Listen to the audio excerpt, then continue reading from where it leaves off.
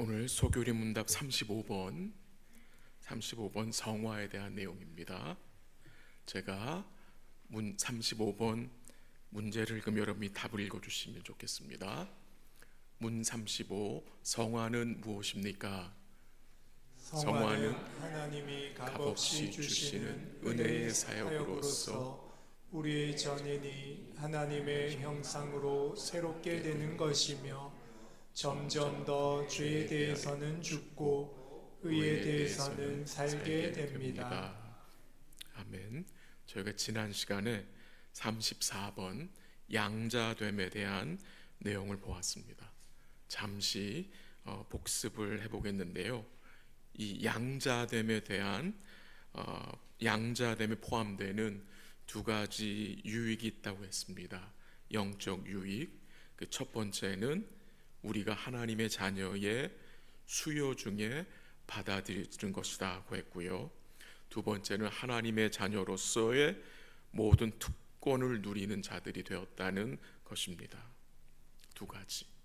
양자됨은 하나님이 정하신 자녀의 숫자에 참여된 것입니다. 하나님이 영원 전에 정하신 그 분별하는 수요가 있어요. 자녀들의 수요, 택한 백성이 있어요.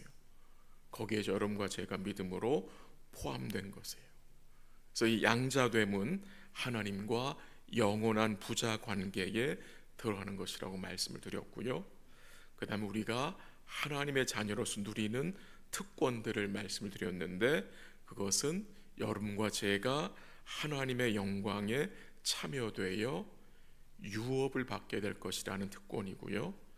또 여러분과 제가 이 땅에 살면서 하나님의 사랑의 징계를 받게 된다는 내용도 말씀드렸어요.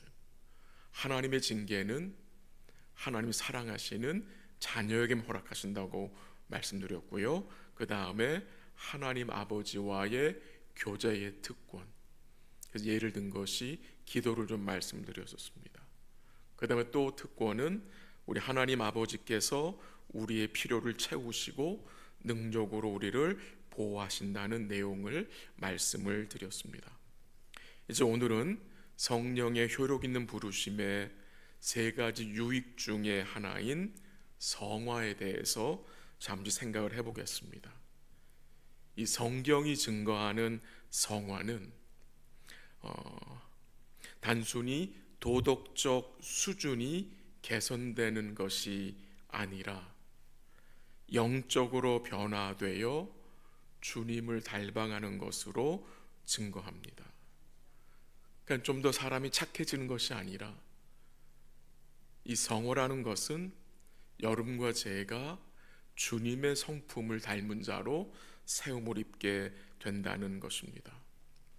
이 성화를 생각하기 전에 잠시 우리가 생각했던 칭의와 성화를 약간 조금 비교하면 좋을 것 같은데요. 그 내용이 소교리 문답 18번의 내용을 좀 제가 인용하겠는데, 죄는, 이 죄라는 것은 죄책을 가지고 오죠. 죄책, 그러니까 죄에 대한 형벌이죠. 그리고 또한 죄는 인간 본성 전체의 부패를 가지고 온다고 했어요. 죄책은 죄에 대한 형벌이에요.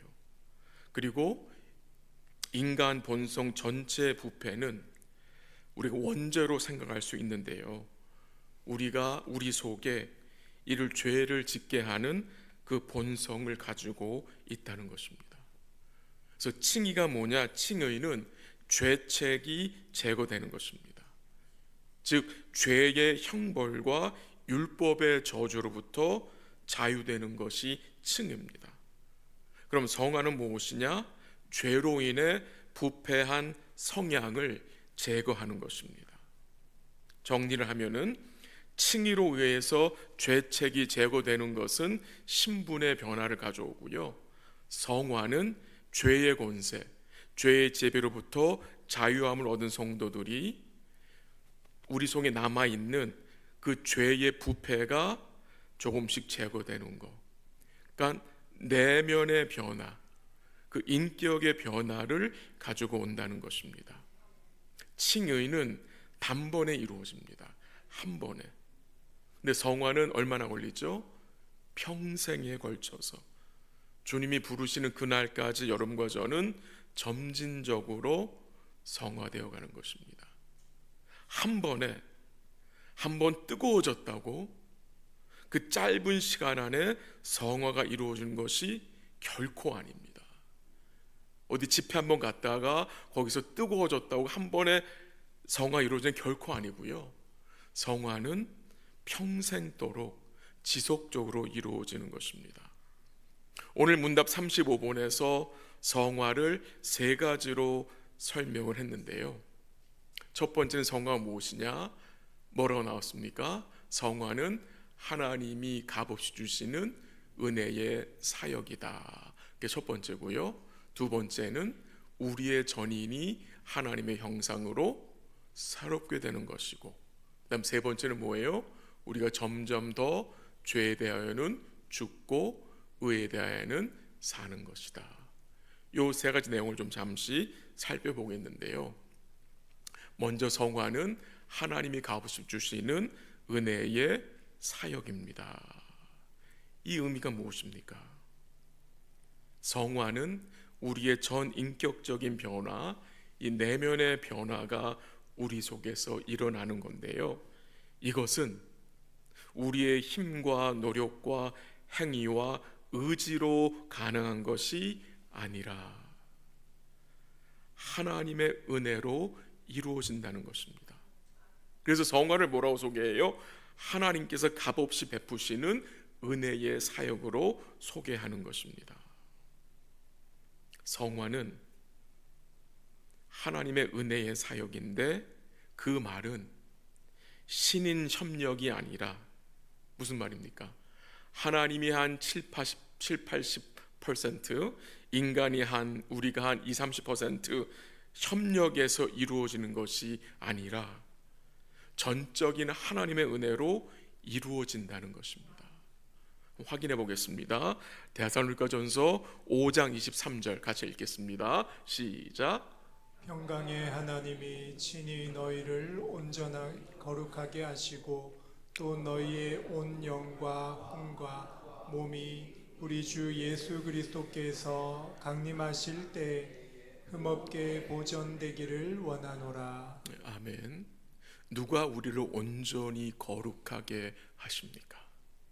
누가 우리를 흠없게 보존하십니까? 누굽니까? 평강의 하나님이 친히 너희를,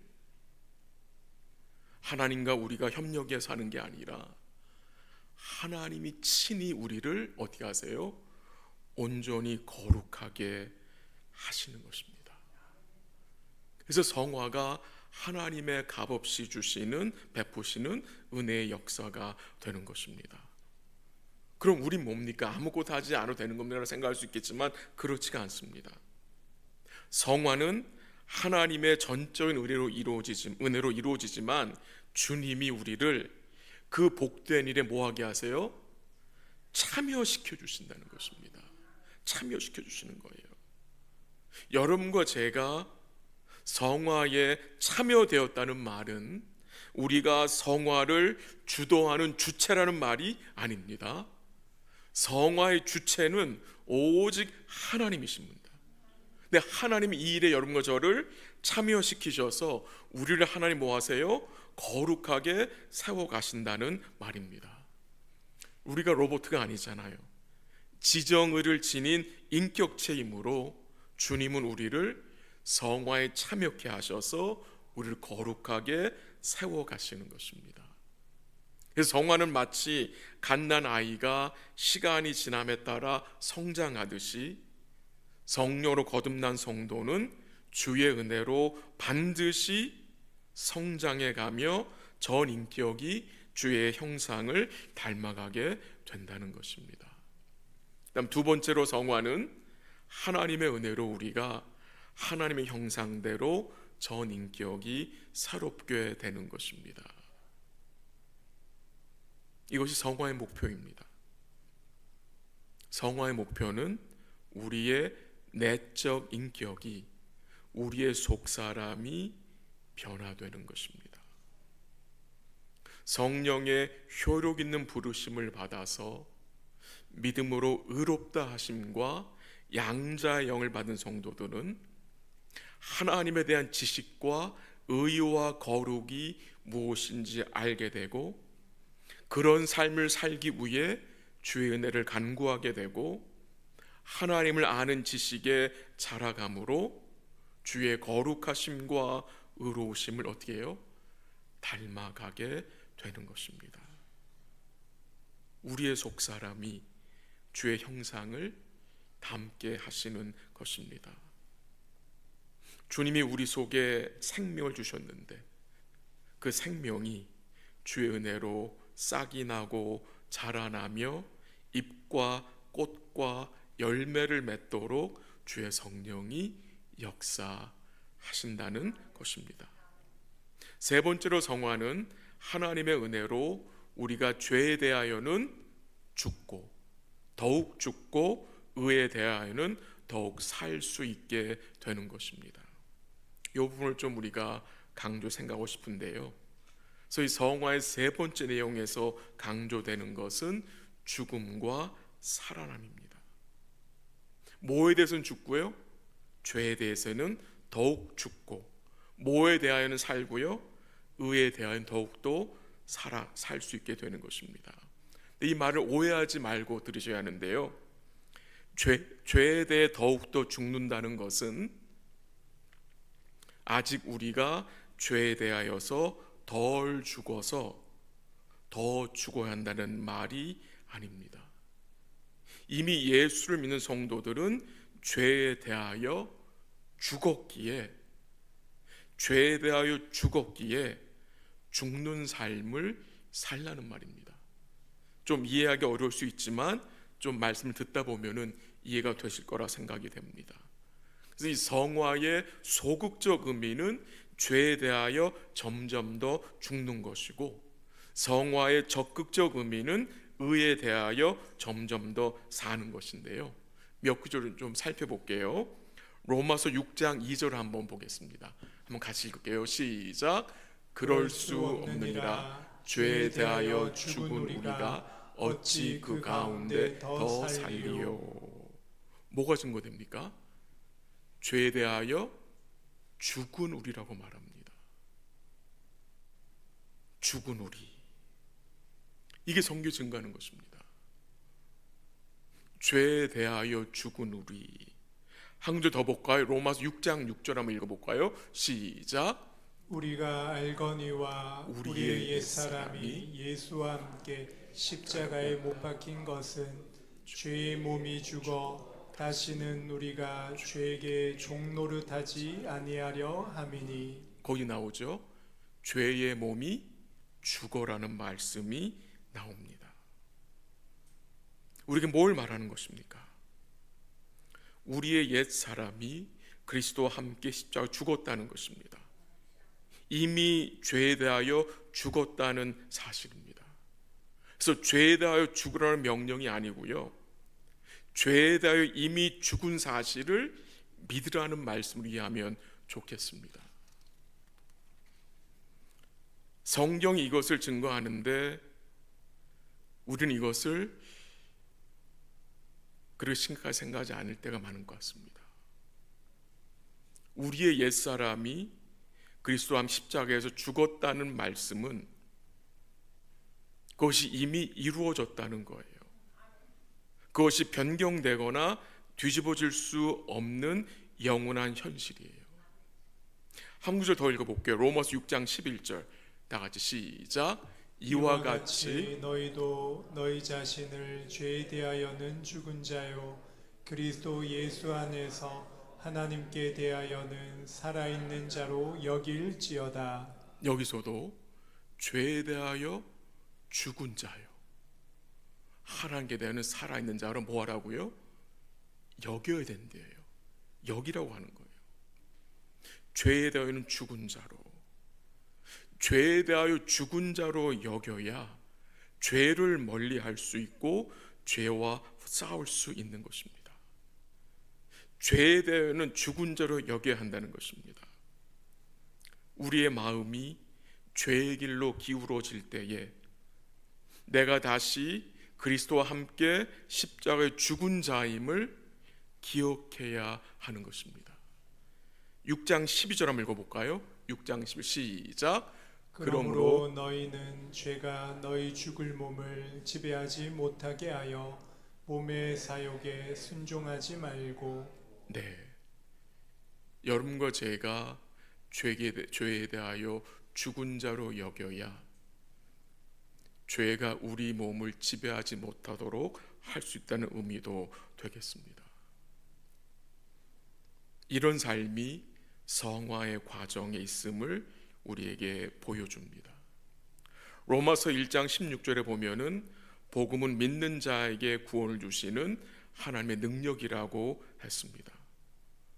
복음은 어떤 어드바이서나 이론이 아니라 하나님의 능력, 즉 이 복음은 죄를 멀리할 수 있고 죄를 이길 수 있는 능력임을 우리는 믿어야 합니다. 여러분과 제가 예수님의 대속을 통해서 죄의 죽은 자로 여겨야 죄를 멀리할 수 있고 죄를 미워할 수 있는 것입니다. 근데 우리의 삶을 돌아보면 죄에 대하여 패배할 때가 있습니다. 아니, 많습니다. 그러나 그렇다고 해서 우리에게 임한 구원의 현실이 취소되거나 뒤집혀지지 않습니다. 왜요? 이 구원의 현실은 그리스도가 이루신 온전한 구원이기 때문에. 그래서 여러분과 저는 계속해서 죄를 멀리하고 미워하고 싸워야 합니다. 죄에 대하여 죽은 자들이기 때문에. 왜 죄를 미워하고 멀리하고 싸워야 합니까? 이 죄는 우리를 괴롭게 하기 때문입니다. 이 죄는 우리 마음에 큰 고통과 아픔을 주기 때문입니다. 죄를 짓는 그 순간은 쾌감이 있어요. 그 순간은 짜릿하잖아요. 그 순간의 짜릿함 때문에, 그 순간의 쾌감 때문에 우리가 죄를 짓는데, 그 죄를 범한 후에 마음에 어떤 마음이 듭니까?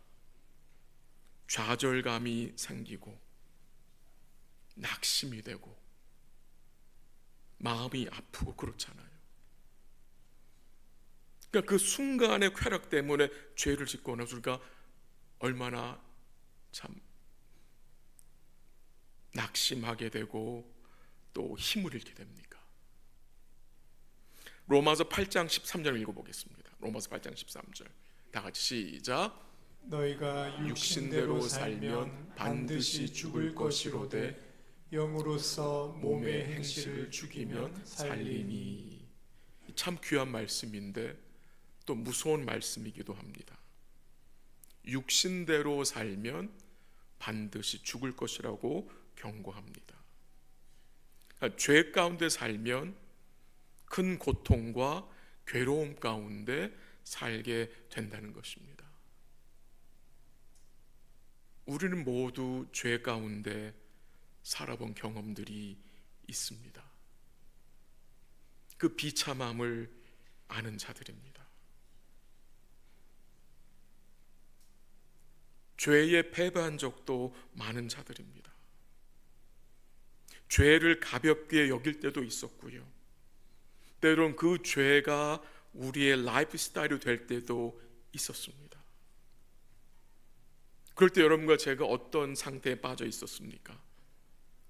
우리의 마음을 죄에 빼앗기게 되었고, 예배 생활이 제대로 되지 않았었고, 은혜의 방편을 구하지 않게 되었었고, 마음이 굳게 되어 완고하게 되었었고, 그 결과 주의 말씀을 듣지 못하였고, 또한 말씀 앞에 아무 반응을 하지 못하게 되었었고, 영적으로 무감각하게 되어 우리의 영혼이 메마르고 피폐하게 되었던 것을 우리 다 경험한 자들입니다. 이 죄는 구원의 기쁨과 예수님을 믿는 기쁨을 모두 어떻게 합니까? 순식간에 앗아갑니다. 그래서 이 죄와 여러분과 제가 싸워야 하고 죄를 미워해야 한다는 것입니다.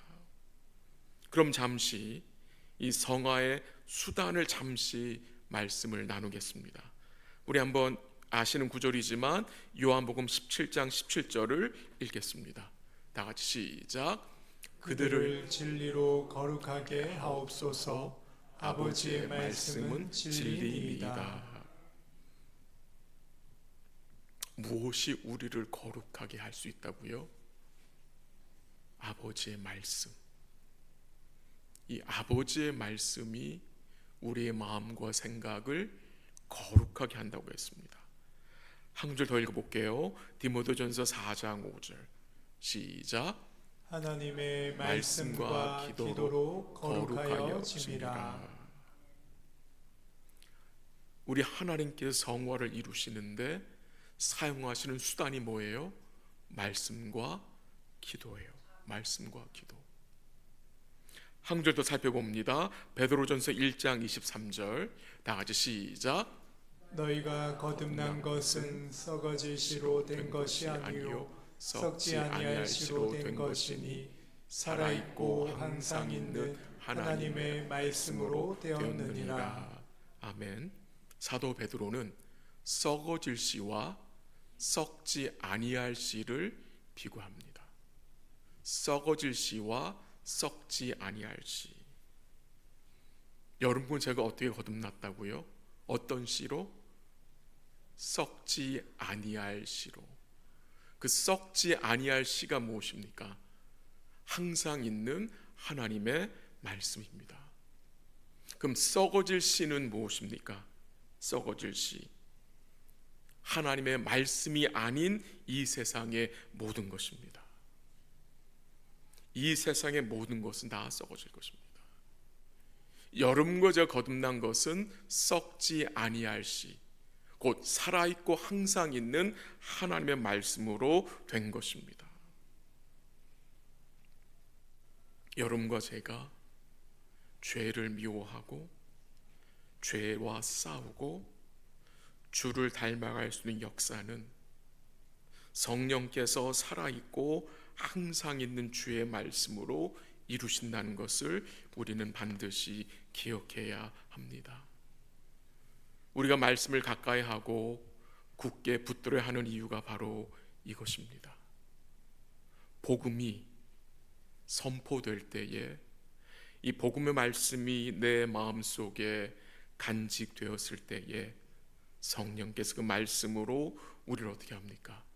거룩하게 세워 가시는 것입니다. 말씀을 정리합니다. 우리의 이 죄책, 곧 죄의 형벌은 예수님으로 인하여서 완전히 제거되었지만 이 죄로 부패한 성향은 아직 우리 속에 남아 있습니다. 우리가 죄에 대하여 죽은 자지만 아직 그 죄의 잔재가 우리 속에 남아 있습니다. 그래서 성화, 곧 이 내면의 변화, 이 속사람의 변화를 성령께서 우리 안에서 이루어 가시는 것인데, 이 일에 우리는 주의 은혜를 간구해야 하고요, 주의 말씀을 붙잡고 죄를 멀리하고 싸워야 하는 것입니다. 진리의 말씀을 통해서만 우리 뭘 깨닫게 됩니까? 죄를 깨닫게 돼요. 죄를 깨닫게 되면 죄를 미워하게 되고요, 거룩에 대한 열망을 소유하게 되는 것입니다. 주님이 교회 허락하신 은혜의 방편들을 굳게 우리가 붙들어야 한다는 것입니다. 그 바로 말씀과 성례와 기도가 되는 것입니다. 여러분과 제가 하나님의 은혜로 의롭다 하심을 받았고 양자됨을 얻게 되었습니다. 이제 우리가 하나님의 성화하시는 역사에 참여된 복된 자들이 되었습니다. 오늘 여러분과 제가 어떤 의무와 책임이 있는 것입니까? 우리는 마음을 지켜야 합니다. 또한 마음을 지키기 위하여서 마음을 어떻게 합니까? 살펴야 합니다. 살피는 일이 중요합니다. 성경은 지킬 만한 것보다 더욱 마음을 지키라고 증거했습니다. 왜 그렇습니까? 모든 죄악이 우리 마음에서 시작되기 때문입니다. 우리 마음의 동기를 살펴야 하고 우리 마음이 우리 주님과 그의 말씀에 집중하고 있는지를 늘 돌아보아야 하는 것입니다. 함께 기도하기 원하는 것은 우리가 착하고 좋은 마음으로 주를 붙잡고 주의 말씀을 듣고 주께 순종할 수 있도록 함께 주의 은혜를 간구하기 원합니다. 우리의 마음이 세상의 것을 구하는 일에 절제할 수 있도록 기도하시고 우리 주님의 거룩함을 담고 하자는 마음을 더 많이 우리가 소유할 수 있도록 또 기도하시고 또 죄를 억제할 수 있는 은혜를 함께 구할 수 있기를 바랍니다. 때로는 나의 모습을 보면 실망할 때가 많습니다. 여러분 그렇지 않으세요? 여러분 모습을 보면 참 실망스러울 때가 있죠. 왜 나는 아직도 이 모양일까라는 생각이 들 때도 있습니다. 넘어질 때도 있습니다. 시험에 들 때도 있습니다. 말씀을 놓칠 때도 있고 기도가 잘 안 될 때도 있고 감사보다는 원망스러운 마음이 들 때도 있습니다. 우리가 여전히 부족하기 때문에 아직 우리 마음속에 이 죄의 잔재가 남아있기 때문입니다. 이런 모습은 우리만이 아니라 성경에 나오는 믿음의 선지자들에게서도 보여졌습니다. 선지자 엘리야도 그랬고요, 요나도 그랬고요, 베드로도 그랬고요. 수많은 믿음의 선진들이 이 마음들이 있었습니다. 이런 마음이 들 때 다시 우리는 어떻게 해야 합니까? 주님이 이루신 구원을 기억하고 다시 복음으로 돌아가야 합니다. 다시 복음으로 돌아가야 합니다. 우리가 우리를 구원하신 주님이 어떤 분이신지, 어떻게 우리를 구원해 주셨는지, 그리고 그가 보장한 은혜와 긍휼과 사랑이 무엇인지를 다시 복음으로 확인하는 것입니다. 왜 하나님이 우리로 이 성화의 과정을 평생 살게 하십니까? 왜 주님이 우리로 죄와 싸우시기를 원하십니까? 그 이유는 하나님의 놀라운 사랑을 더욱 깊고 풍성히 깨닫게 하시기 위함이고 주의 풍성한 은혜를 여러분과 저로 누리게 하시기 위함입니다. 그 과정을 통해, 이 성화의 과정을 통해 주의 은혜로 여러분과 제가 더욱 주님 닮아가는 복된 삶이 될 수 있기를 주의 이름으로 간절히 기도합니다. 기도하겠습니다.